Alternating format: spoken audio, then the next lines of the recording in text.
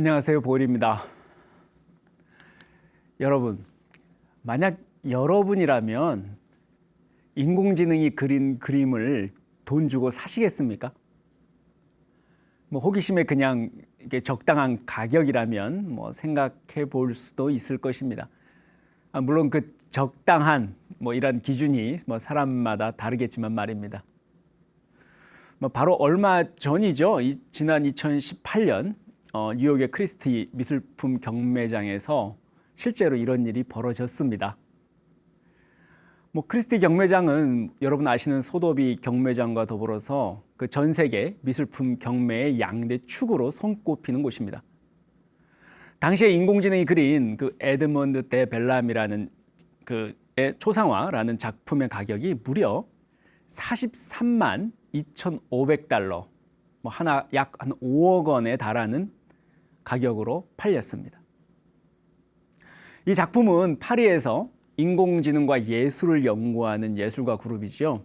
콜렉티브 OBS에서 개발한 알고리즘에 의해서 탄생한 창작물이었습니다. 놀랍지 않은가요? 계산이나 어떤 논리적 추론, 사물 인식 능력, 어떤 그런 정확도까지야 우리 인공지능이 인간보다 좀 높은 수준의 능력을 어떤 보여준다고 해도 우리가 숭고할 수 있죠. 근데 새로운 창작물을 만들어내기까지 한다. 이렇게 하면 얘기는 달라집니다. 인간을 잘못 이렇게 심각해지게 만드는 순간이죠. 이대로 가다간 인공지능이 만들어낸 예술품을 통해서 인간이 감명받고 또 인공지능에 그 권위를 부여하고 나중에는 어떤 인간의 예술에 대한 가치 평가를 인공지능이 이렇게 하게 되는 날도 올 수 있습니다.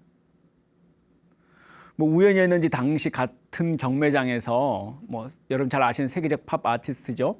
유명한 앤디 워홀의 작품은 한화 약 8,500만 원에 낙찰되면서 묘한 대비를 보여줬다고 합니다. 이쯤 되면 어떤 인공지능의 완승이라고 해야 하나요? 아니면 알파고에 인공지능 업계의 쾌거라고 해야 하나요? 지능과 감성까지 모두 갖춘 인공지능을 뭐라고 불러야 할지 점점 난감해집니다. 인간은 이제 지능을 넘어서 감성까지 인간을 넘어서는 그런 인공지능을 맞이하고 있습니다. 인공지능 작곡가, 인공지능 소설가, 인공지능 무용가 등등 예술 방면에서 이러한 알고리즘이 속속 등장하고 있습니다. 인공지능이 주체가 된 예술 작품이 이렇게 고액으로 거래가 되고요. 인간이 창작한 건지 인공지능이 만들어낸 건지 구분이 되지 않는 상황이 현재 벌어지고 있습니다. 초기에는 단순히 인공지능의 창작 활동을 어떤 예술로 볼 수 있느냐의 정도의 어떤 고민을 하는 사이에 어느덧 기술은 어떤 우리의 인간 상상을 뛰어넘었고요. 어쩌면 세상의 어떤 예술적 판단 기준마저도 인공지능에 의지하게 되는 날이 오지 않을까 하는 두려움이 함께합니다. 날로 정교해지고 고도화되는 인공지능의 시대. 인공지능은 예술 그 자체는 물론이고요. 예술의 주체, 그리고 예술의 소비 행태까지 전혀 새로운 개념으로 바꾸어가고 있습니다. 여러분 좋아하시는 빈센트 반 고흐가 죽지 않고, 요절하지 않고 10년만 더 살았더라면 어떤 그림이 더 그려졌었을까요? 또는 여러분 아시는 빛의 달인이라고 불렸던 바로크 시대 그 렘브란트의 매혹적인 초상화 스타일을 인공지능이 학습한다면 어떤 느낌의 그림을 그려낼 수 있을까요? 구글은 지난 2016년이죠. 인공지능 화가 딥드림을 발표했습니다. 이 알고리즘은 마치 꿈속을 들여다보는 것처럼 인공지능 알고리즘의 내면 세계를 묘사합니다. 예를 들면 고흐의 작품들을 딥러닝 기술을 통해서 학습을 시켜서요. 고흐의 화풍을 따른 새로운 회화를 그리게 하는 기획입니다. 예를 들어서 이미 입력된 고의 다양한 작품들 데이터에다가 뭐 별이 빛나는 밤에를 연결을 해서 고의 화풍이 그대로 드러나면서도 또는 새로운 그림을 그려내게 하는 것입니다. 여기 보시는 것처럼 마치 고의 미공개 작품이 세상의 모습을 드러낸 것과 같습니다. 뭐 이뿐만이 아닙니다. 마이크로소프트사하고 네덜란드 연구진이 기획했던 프로젝트 인공지능 더 넥스트 렘브란트가 있습니다. 여러분이 보시기에 어느 쪽이 렘브란트가 직접 그림인 것 같으신가요? 정답은 왼쪽입니다. 오른쪽은 인공지능 화가 더 넥스트 렘브란트가 그린 것입니다.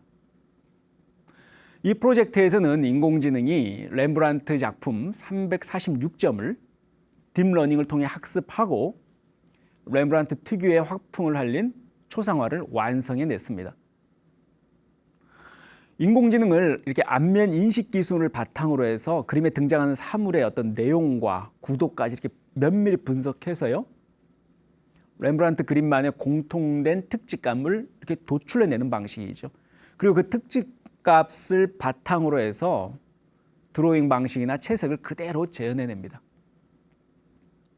거기에다가 이제 3D 프린팅 기술을 통해 심지어는 유화의 질감까지도 그대로 살려낸다고 합니다. 그 완성물을 렘브란트 초상화의 컬렉션에 포함시켜서요, 사람들에게 인공지능이 그린 그림을 찾아내 보라고 하면 영안에서는 아마 판별해 내기가 쉽지 않을 정도입니다. 딥러닝을 통해서 특정 미술과의 전작들이 데이터로 주어진다면 인공지능이 원작자의 화풍을 그대로 따른 새로운 그림을 탄생시킬 수 있게 되는 거죠. 과거의 데이터를 바탕으로 비슷한 그림을 만들어내는 것이 뭐가 그리 대단한가 할 수도 있겠지만 문제는 그 다음입니다. 즉 이제 알파고를 통해서 인공지능과의 바둑 훈련이 이렇게 대세가 되었듯이요, 인공지능이 이제 실험적이고 창의적인 화풍이 제시되고 주도되는 시대가 열릴 수도 있는 거죠. 인공지능 화가에 대해서 아직은 창작물이 아니라 어떤 미리 인간이 제공한 데이터에 따른 조합에 불과하다, 뭐 이런 관점도 있습니다. 인간만의 고유한 창의성을 인공지능이 대체할 여지는 그리 많지 않다, 뭐 이렇게 보는 거죠. 하지만 인간의 창의성에 대한 수많은 연구는 사실 인간의 창의성이라는 것도 어느 날 갑자기 생겨난 게 아니고 엄마의 뱃속에서부터 심지어는 부모의 유전자부터 시작해서 성장 배경, 뭐 교육 환경에 따라 만들어지는 것이라는 견해도 만만치 않습니다. 한마디로 모차르트나 고흐 같은 천재들이 가진 창의성은 어떤 날 때부터 타고났거나 아니면 부모의 유전자를 받았거나, 만약 그도 아니면 어떤 전생을 믿는 관점이라면 뭐 이전 생에 이미 훈련된 재능일 가능성도 있겠죠. 반대로 인간의 창의성이 발현될 때는 기억이나 경험을 토대로 한다기보다는 오히려 이 영향력으로부터 자유로워질 때라는 연구도 있습니다. 결국 현재까지는 창의성이 발휘되는 원인과 경로 전체에 대해서 결론을 짓지 못하고 있죠. 어쨌든 창의성이란 것이 있다고 했을 때 그것은 인간만의 능력일까요? 단지 피카소나 고흐만의 특유한 화풍을 모방하거나 새로운 창작물 속에 그 느낌이 드러난다고 해서 미적 가치가 생기는 것은 아닐 것입니다. 즉 어떤 기술적인 유사성, 뭐 다시 말해서 색채나 구도, 원근법이 유사하다고 해서 다가 아닌 것이죠. 가치가 공감되고 인정되는 것이 중요할 것입니다.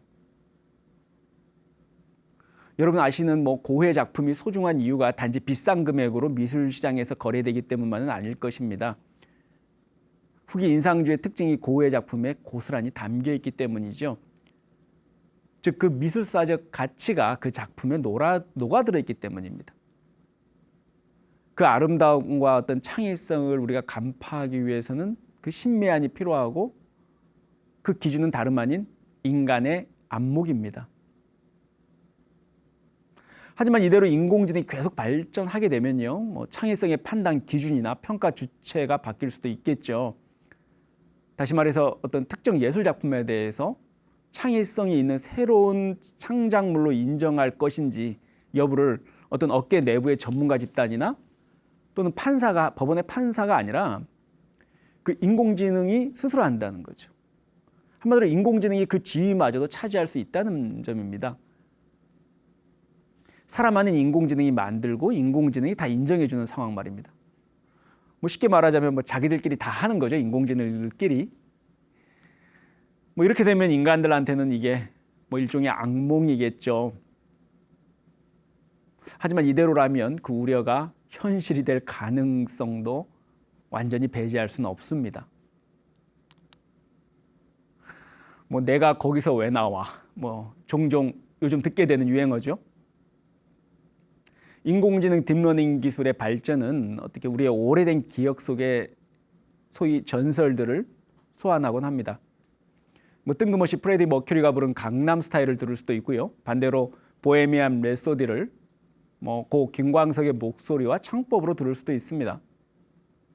이건 또 어떤가요? 인기 가수 아이유의 반편지를 가수 박효신의 목소리로 들을 수 있고 또 그 반대로 박효신의 야생화는 아이유의 목소리로 감상할 수 있습니다. 또 있습니다. 인공지능이 고 김광석의 음성으로 가수 김범수의 보고 싶다를 모창합니다.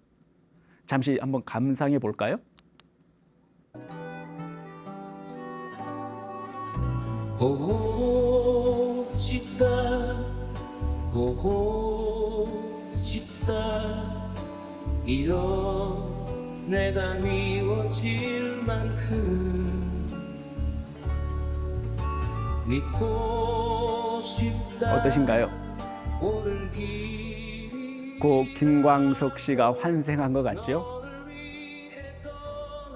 처음엔 어색할 것 같았는데 그게 아닙니다. 오히려 너무나 절묘합니다. 누구나 한 번쯤은 이 노래를 다른 가수가 부른다면 혹은 다른 음악가가 연주한다면 어떨까 하고 이미 떠나간 전설적인 아티스트들을 떠올리곤 합니다. 이제 아무리 음치라고 해도 인공지능을 통해서 누구든지 자신의 목소리 샘플만 추출한다면 직업가수 못지않은 가창력의 소유자로 탈바꿈 시켜주는 정도 큰 일도 아니겠죠. 소위 가창 음성 합성 알고리즘을 이용한 인공지능, 그 특정 가수의 목소리를 다른 노래와 합성해서 그 특유의 음색을 재현할 수 있습니다. 가사나 악보 그리고 원하는 가수의 목소리 샘플을 이렇게 입력하기만 하면 인공지능이 그 가수의 창법과 음색을 그대로 모사해서 새로운 느낌의 음악을 만들어내는 것입니다. 이뿐만이 아닙니다. 작곡하는 인공지능 쿨리타. 이 쿨리타는 방대한 악보 데이터와 연주 기법 데이터 등을 이렇게 학습할 수 있고요. 음계를 다시 재조합해서 새로운 곡을 작곡할 수도 있습니다.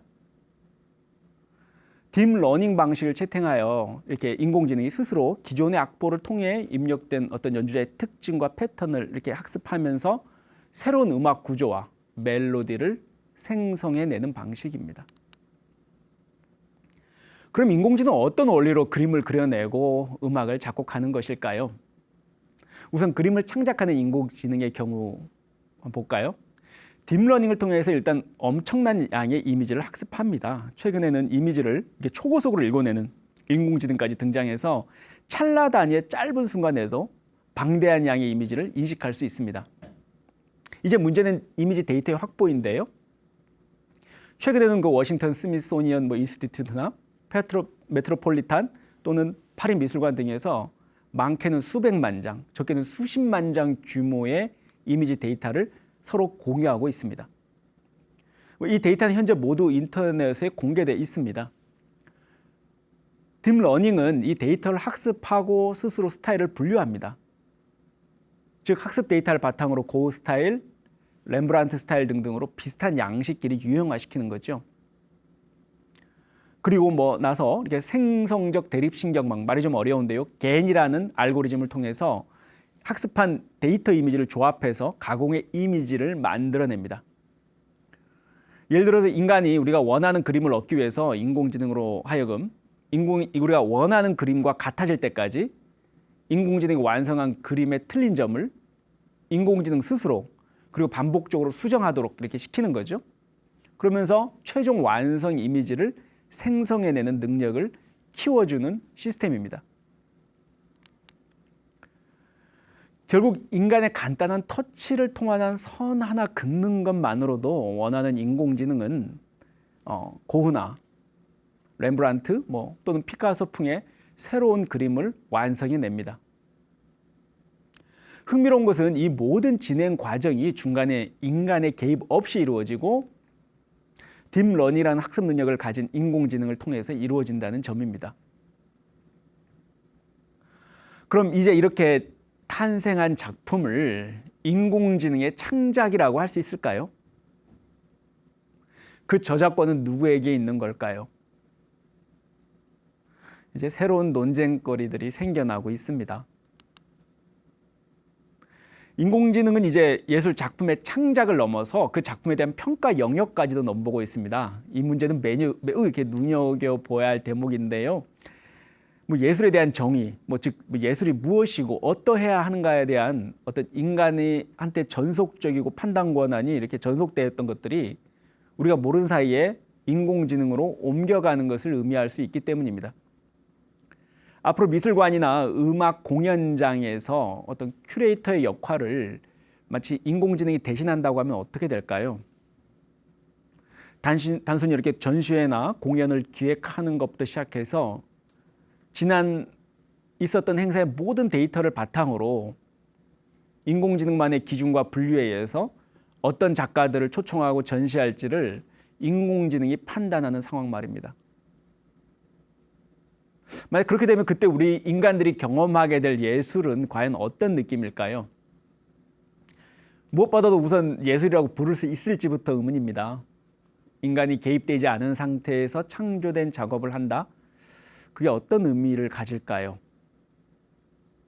예를 들어서 미술가 작업을 통해서 새로운 무언가를 창조해낸다고 했을 때 만약 인공지능이 스스로 알고리즘을 작동시키는 것을 과연 인간의 예술 창작 활동과 동일한 위상으로 보는 것이 타당한 것이냐는 질문입니다. 현재로서는 매우 당혹스럽고 난처한 질문이죠. 인공지능이 예술을 비평한다? 또 새로운 화풍과 트렌드를 주도하는 세상을 이렇게 예상해 보는 일이 그렇게 유쾌한 상상은 아닐 겁니다. 예술은 기억이 만들어낸 창조적 서사입니다. 여러분 잘 아시는 마티스는 예술 작품은 어느 개인의 순수 의식에서 나오는 것이 아니고 선행했던 문명의 힘이 예술가의 창작을 강요한다 이렇게 말했습니다. 개인의 삶의 좌치, 공동체의 역사 등이 이렇게 데이터가 돼서 새로운 이야기를 상징하거나 또는 풀어서 이렇게 전해주는 거죠. 예술에 대한 창의성 논쟁에 있어서 그것이 인간이든 인공지능이든 간에 그건 어디까지나 과거의 기억과 그 재현이라는 점에서는 동일합니다. 그렇다면 인공지능 예술의 고유성을 어디서 찾아야 할까요? 어려운 질문이죠.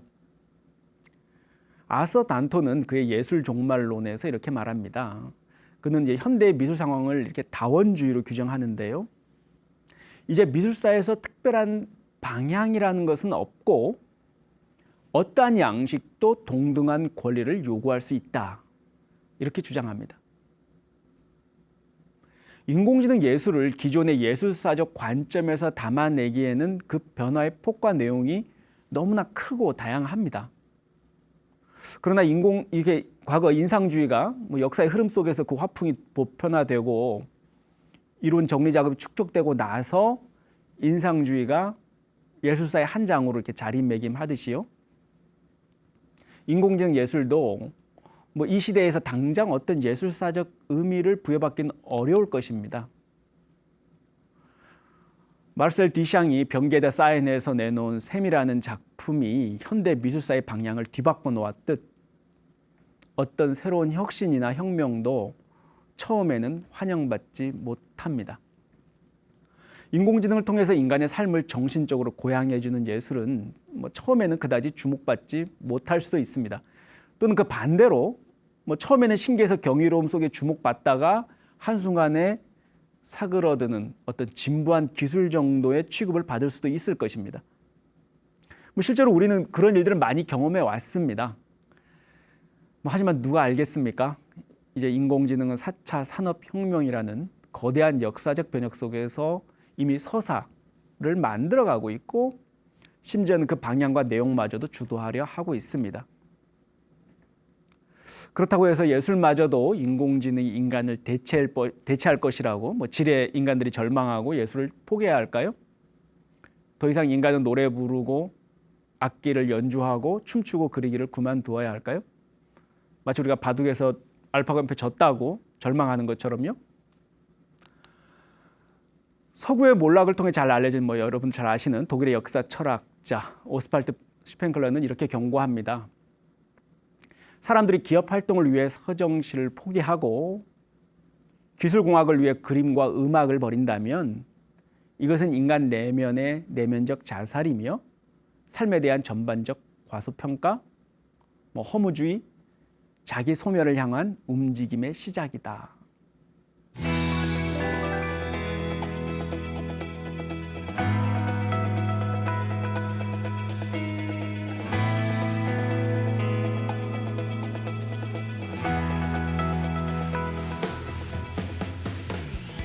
인공지능의 시대 오래된 질문들이 새롭게 이제 다가오고 있습니다. 과연 예술은 무엇일까요? 슈펜클러는 이렇게 얘기했습니다. 예술이 역사를 바꾸지는 못하지만 역사를 밝게 비추는 거울과 같다.